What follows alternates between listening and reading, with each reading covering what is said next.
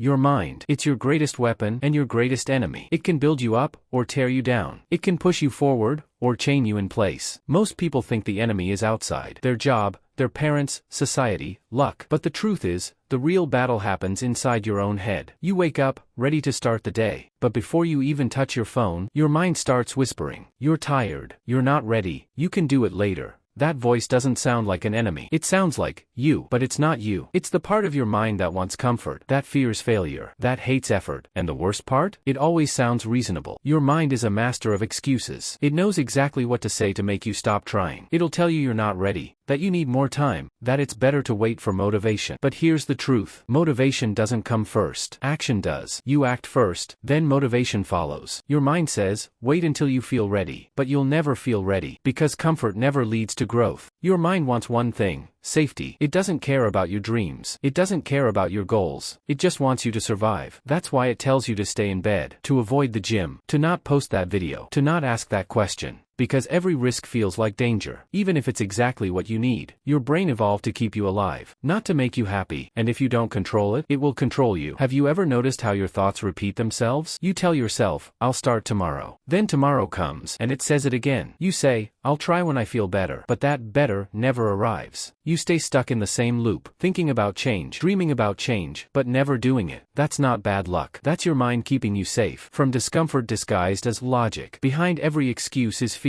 Fear of failure, fear of rejection, fear of being seen trying and not succeeding. So instead of acting, your mind distracts you with scrolling, with research, with endless overthinking. You don't fail, you just never start. But that's the trick. You can't lose a battle you never fight. Your mind wins by making you avoid. But once you see it, once you realize that voice is not you, everything changes. You start noticing the pattern. You hear the excuses as they appear, and instead of obeying them, you can smile and say, nice try. Awareness doesn't silence the voice. It just weakens its power. Because once you name the enemy, it can't hide anymore. Your brain learns through repetition. So every time you push through resistance, you teach it something new. You teach it that discomfort is not danger. That action doesn't mean pain. That effort brings reward. The first time it's hard. The second time, easier. The 100th time, automatic. That's how you rewire your mind. By doing the opposite of what fear tells you. Discipline is not about punishment. It's about freedom. Freedom from your own hesitation. Freedom from the constant noise of doubt. When you say, I'll do it no matter how I feel, you take power back from your mind. You stop waiting for motivation. You become the source of it. That's when you start winning.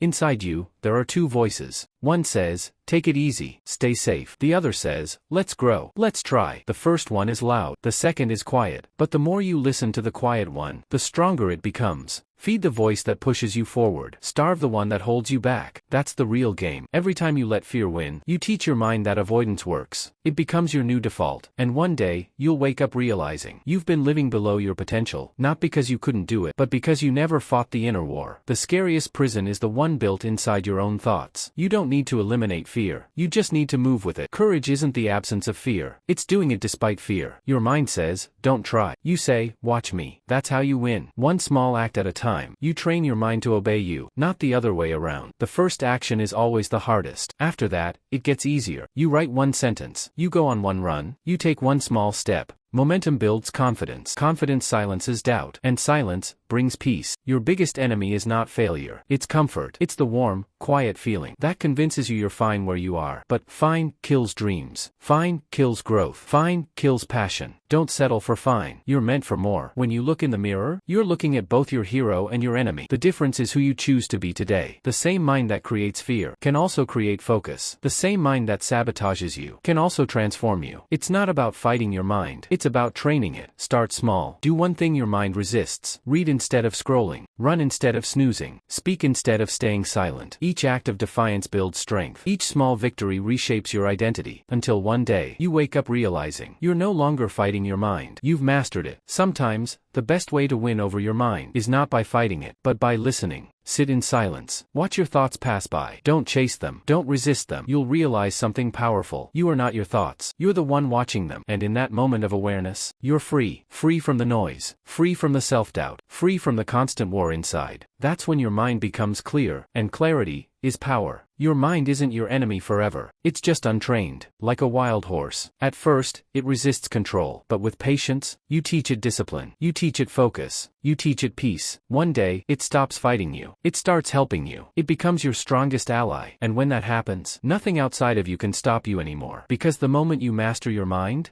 you master your life. Your mind can be your biggest enemy, but it can also be your greatest ally. Train it, challenge it, let it. Because if you don't control your mind will control you. And that's not living, that's surviving. So take the first step, start the inner fight, and win. Don't forget, your growth starts in your mind. If this video helped you see it, like, subscribe, and comment your first small victory today.